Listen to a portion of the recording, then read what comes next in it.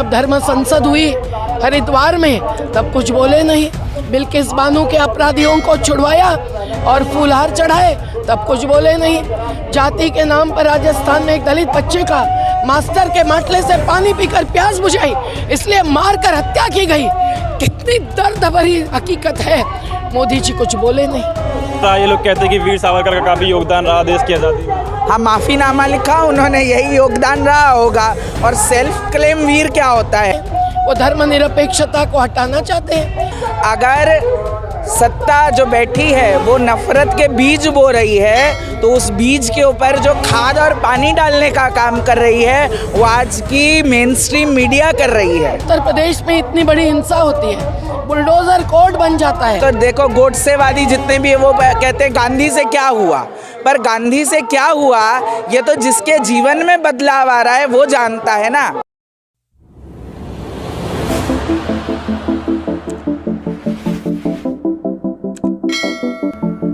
नमस्कार दोस्तों, मैं सुमित यादव, आप देख रहे हैं द सुनामी। और इस समय जंतर मंतर पे हम लोग मौजूद हैं। यहाँ पे या आप मेरे पीछे आप देख रहे हैं कार्यक्रम चल रहा है। नफरत छोड़ो संविधान बचाओ आंदोलन को लेके यहाँ पे लोग आए हुए हैं। पिछले बीते कुछ समय में हम लोग काफ़ी सारी चीज़ें देख रहे हैं। हमारे साथ आज बात करने के लिए मेधा जी मौजूद। बहुत बहुत स्वागत है हम चैनल पर आपका।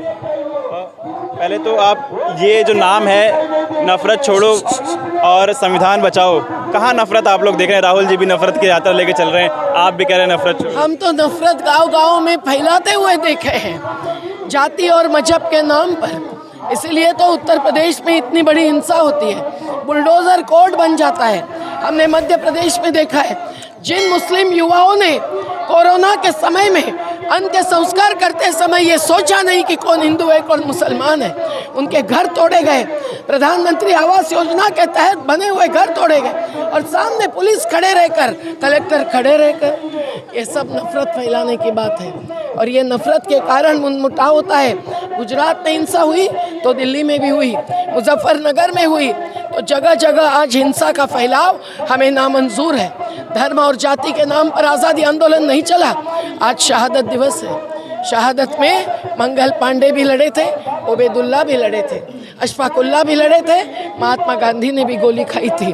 तो आज इस देश में ये जो एकजुटता बनाने की ज़रूरत है उसको नहीं बनने देना चाहते हैं कुछ राजनेता। क्योंकि अगर एकजुट हो जाए तो संविधान के तहत शिक्षा, स्वास्थ्य, रोजगार, आवास, हर अधिकार के लिए लोग लड़कर जीतेंगे। वो अस्तित्व की लड़ाई है, ये अस्मिता फैलाने जा रहे हैं, उकसाने जा रहे हैं। और इसलिए हम लोग इस प्रकार के नफरत को मंजूर नहीं करते। बार बार कई मंचों से कहा गया संविधान बचाओ, आपके इसमें भी है कि संविधान बचाओ।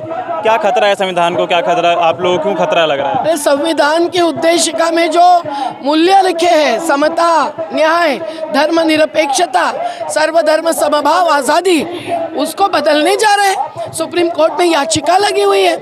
वो समाजवाद का शब्द नहीं, मूल्य है जो 1976 में संविधान में डाला गया, उसको हटाना चाहते हैं। वो धर्मनिरपेक्षता को हटाना चाहते हैं, सेक्युलरिज्म जिसको कहते हैं। तो हम लोग जानते हैं कि संविधान को मानते नहीं तो कौन हटाना चाहते हैं? भारतीय जनता पार्टी की केंद्र में बैठी हुई सरकार के नुमाइंदे। मोदी जी तो कहते हैं कि मैं सेकुलर हूँ। कहने से क्या होता है, हम देखते हैं और हम देखेंगे। अभी भी हाल ही में मोदी जी का बयान आया था कि हमारे पार्टी में कोई भी नेता मुस्लिमों के खिलाफ ना बोलें।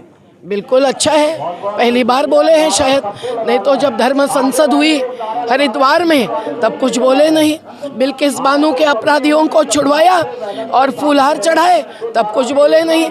जाति के नाम पर राजस्थान में एक दलित बच्चे का मास्टर के माटले से पानी पीकर प्यास बुझाई, इसलिए मारकर हत्या की गई। कितनी दर्द भरी हकीकत है, मोदी जी कुछ बोले नहीं। तो मोदी और गांधी के बीच में लड़ाई नहीं होनी चाहिए, यही हमारा कहना है। पर हम गांधी के सत्य और अहिंसा के साथ।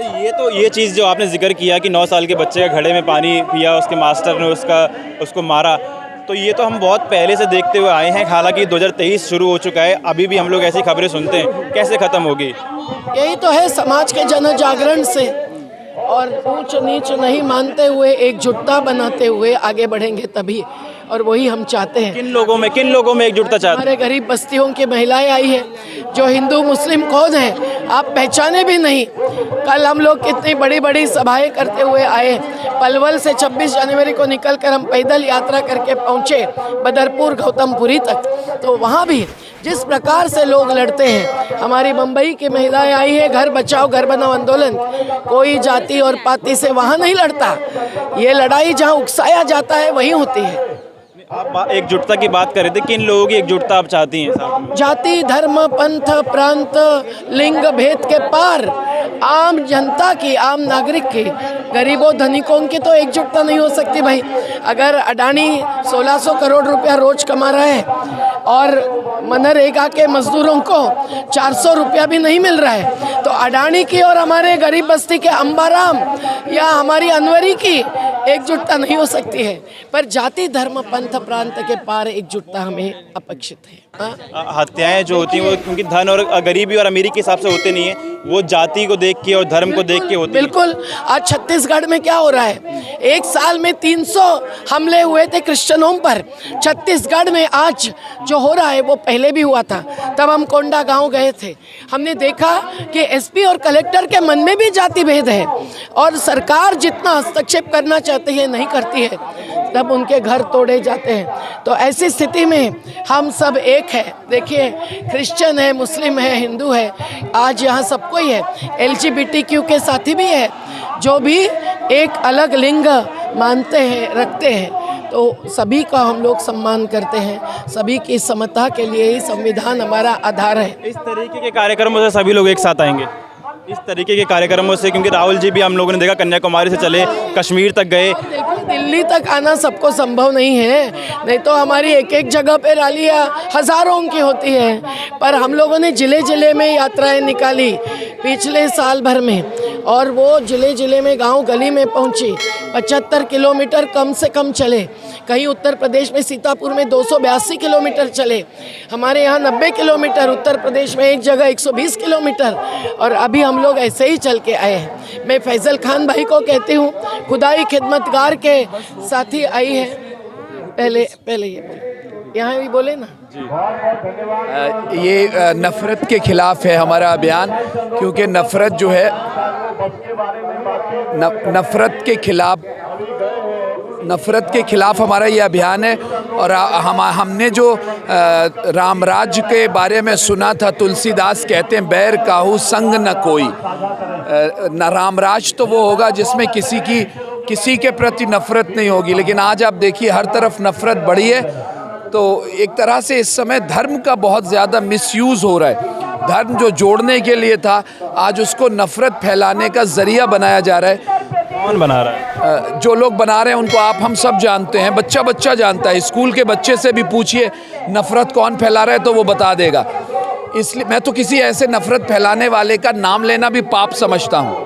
दया धर्म का मूल है, क्योंकि इंसानियत और मोहब्बत ही धर्म है। तो मुझे ऐसे व्यक्ति का नाम लेना जो नफ़रत फैला रहा है, वो भी मुझे नहीं लगता है कि अपनी ज़बान ख़राब करनी चाहिए, क्योंकि नफ़रत फैल रही है, हमेशा से थी नफ़रत। अभी उसको प्रमोट किया जा रहा है। देखिए, बुराई तो होती है, मच्छर हैं, लेकिन उसको गंदगी से प्रमोट करते हैं। तो इंसान में कहीं ना कहीं उसकी कोई कारण होते हैं जिससे नफ़रत होती है, लेकिन इस समय उसको हवा दी जा रही है, बजाय ये उसको समझाने बुझाने के, उसको प्यार करने के। तो इसमें मीडिया भी जिम्मेदार है। मीडिया कितना जिम्मेदार है? मीडिया ही सबसे ज़्यादा जिम्मेदार है।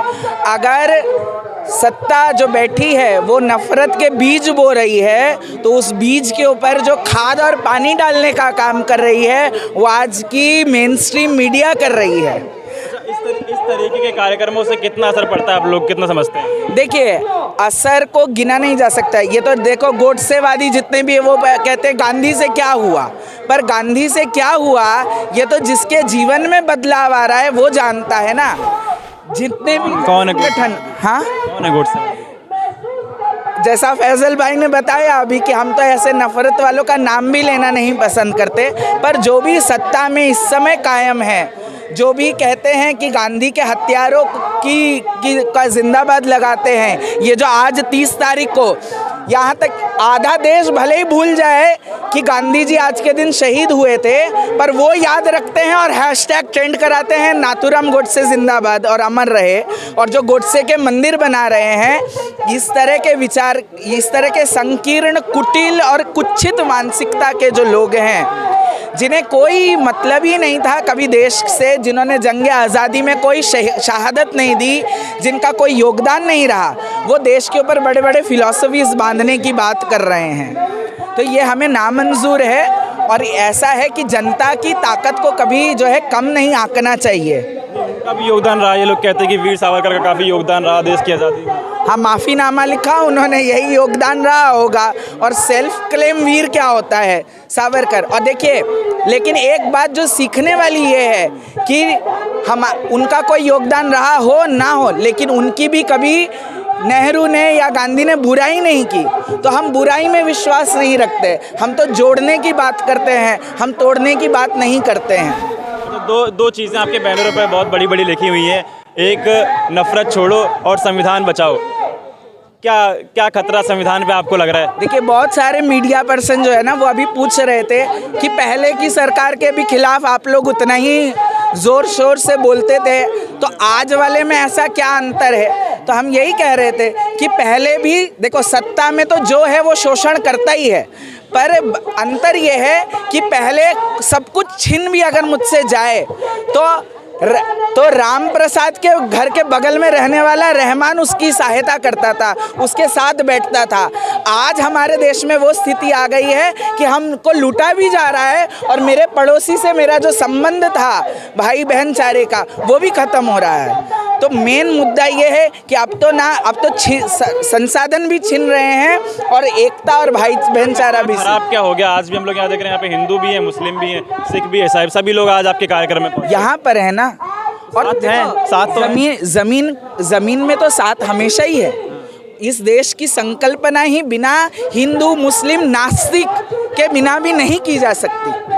वो तो इस देश का नींव है, इसीलिए हमने दूसरा पाकिस्तान नहीं बनने दिया इस देश को। हमने लोकतंत्र चुना, हमारे प्रस्तावना का पहला अक्षर ही कहा गया हम पंथ निरपेक्ष भारत की संकल्पना करते हैं। तो पंथ निरपेक्ष भारत की संकल्पना में जात धर्म से ऊपर उठकर हमने मानवता को सर्वश्रेष्ठ माना ना। तो हमने राजशाही को पुनर्स्थापित नहीं किया, हमने लोकशाही की स्थापना की। तो हमारी एकता और अखंडता तो बनी है, लेकिन इसमें जो फूट डालने की कोशिश की जा रही है, कौन डाल रहा है? जो भी सत्ता सब है, ठीक है, सब अच्छा चल रहा है, जो भी नागपुर का गैंग जो कर रहा है, वो जो फूट डालने की कोशिश कर रहा है, वो फूट पड़ रही है।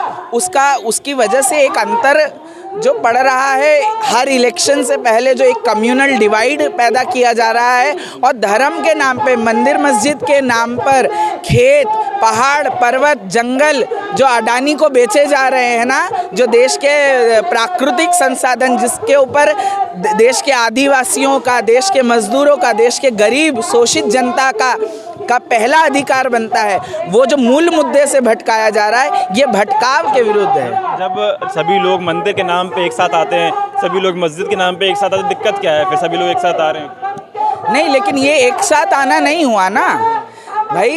मंदिर के नाम पे सारा हिंदू एकजुट हो गया।